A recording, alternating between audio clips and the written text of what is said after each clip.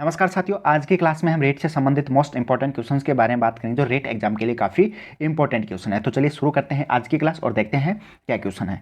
पहला क्वेश्चन है कि राजस्थान दिवस प्रतिवर्ष कब मनाया जाता है। तो राजस्थान दिवस प्रतिवर्ष 30 मार्च को मनाया जाता है, यानी 30 मार्च 1949 में जोधपुर, जयपुर, जैसलमेर, बीकानेर इन चारों रियासतों का विलय होकर एक वृहद राजस्थान संगठन बना था और इसी दिन यानी 30 मार्च को राजस्थान दिवस मनाने जाने लगा था।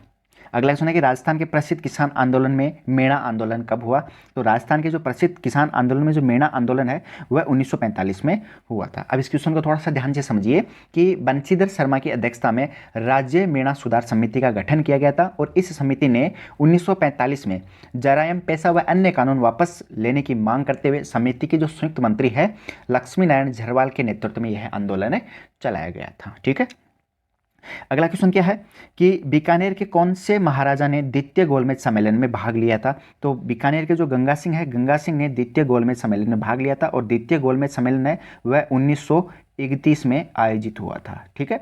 अगला क्वेश्चन है कालीबाई जिसने डूंगरपुर पुलिस के हाथों अपने अध्यापक को बचाने में अपनी जिंदगी दे दी वह कहाँ की रहने वाली थी। ठीक है। तो कालीबाई डूंगरपुर पुलिस के हाथों अपने अध्यापक को बचाने के लिए अपनी जिंदगी दे दी थी, वह डूंगरपुर जिले की रहने वाली थी। अब इसमें एक ऑप्शन और दे रखा है रास्तापाल, इन्हें रास्तापाल कांड के नाम से भी जाना जाता है और रास्तापाल कांड है यह डूंगरपुर जो रास्तापाल है यह डूंगरपुर जिले का एक छोटा सा गांव है। ठीक है। और ये जो घटना हुई थी यह घटना हुई थी 19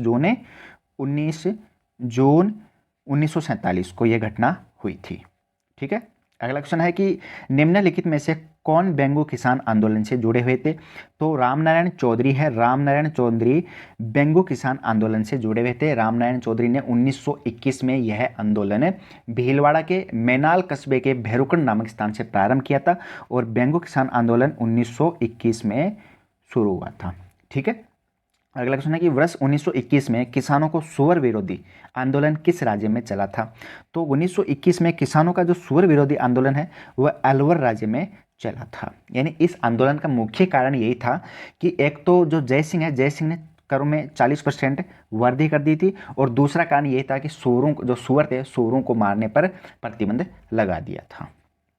अगला क्वेश्चन है कि सिरोही पंजाब जो सिरोही प्रजामंडल है उनके संस्थापक कौन थे। तो सिरोही जो प्रजामंडल के संस्थापक थे गोकुल भाई भट्ट थे, जिन्हें हम राजस्थान का गांधी के नाम से भी जाना जाता है। ठीक है। अब इस क्वेश्चन को थोड़ा सा ध्यान से समझिए कि सर्वप्रथम जो सिरोही प्रजामंडल है उसकी स्थापना 1934 और 35 में सर्वप्रथम सिरोही प्रजामंडल की स्थापना की गई थी बॉम्बे में, लेकिन बाद में 1939 में इसकी मुख्य रूप से स्थापना सिरोही प्रजामंडल की मुख्य रूप से स्थापना की गई थी। ठीक है। तो आपको दोनों बातें ध्यान में रखनी है।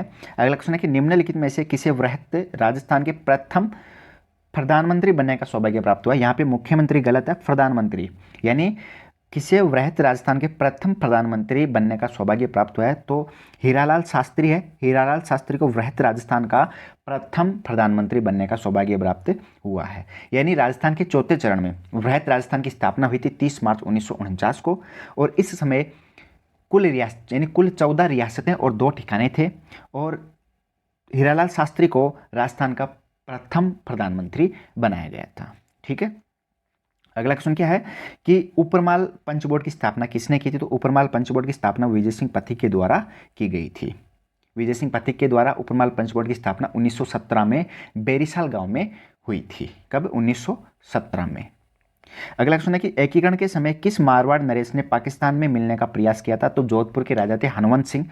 हनुवंत सिंह ने एकीकरण के समय पाकिस्तान में मिलने का प्रयास किया था। यानी हनुवंत सिंह एकमात्र ऐसे राजा थे जिन्होंने स्वतंत्रता दिवस को शोक दिवस के रूप में मनाया और काली पगड़ी पहनकर इसका विरोध किया था।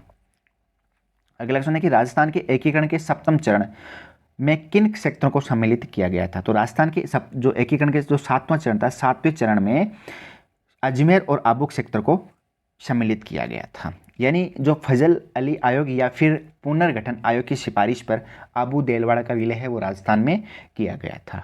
ठीक है। अगला क्वेश्चन है कि जैन वर्धमान विद्यालय की स्थापना किसने की थी। तो जैन वर्धमान विद्यालय की जो स्थापना है वह की थी अर्जुन लाल सेठी ने 1907 में। अगला क्वेश्चन है कि मेवाड़, बागड़ और पास के सेक्टरों के भीलों में सामाजिक सुधार के लिए लासोड़िया आंदोलन का सूत्रपात किसने किया था।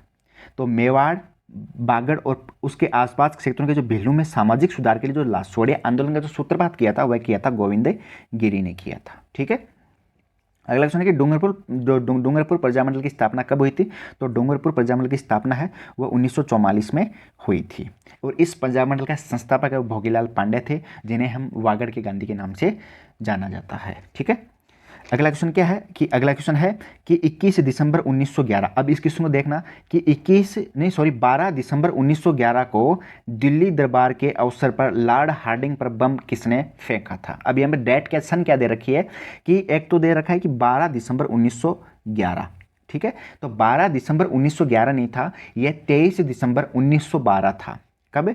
23 दिसंबर 1912 था, न कि 12 दिसंबर 1911 था, यानी 23 दिसंबर 1912 को दिल्ली दरबार के अवसर पर लॉर्ड हार्डिंग पर बम किसने फेंका था? यानी ठाकुर जोरावर सिंह बारट ने फेंका था, यानी केसरी सिंह बारट के छोटे भाई थे जोरावर सिंह बारट। इन्होंने 23 दिसंबर 1912 को दिल्ली के चांदनी चौक में निकले एक भव्य जुलूस में लॉर्ड हार्डिंग पर बम फेंका था और उस समय प्रताप सिंह बारट भी इनके साथ में थे। ठीक है, अगला क्वेश्चन है किस स्वतंत्रता सेनानी को जेल में ही जिंदा जला दिया गया था?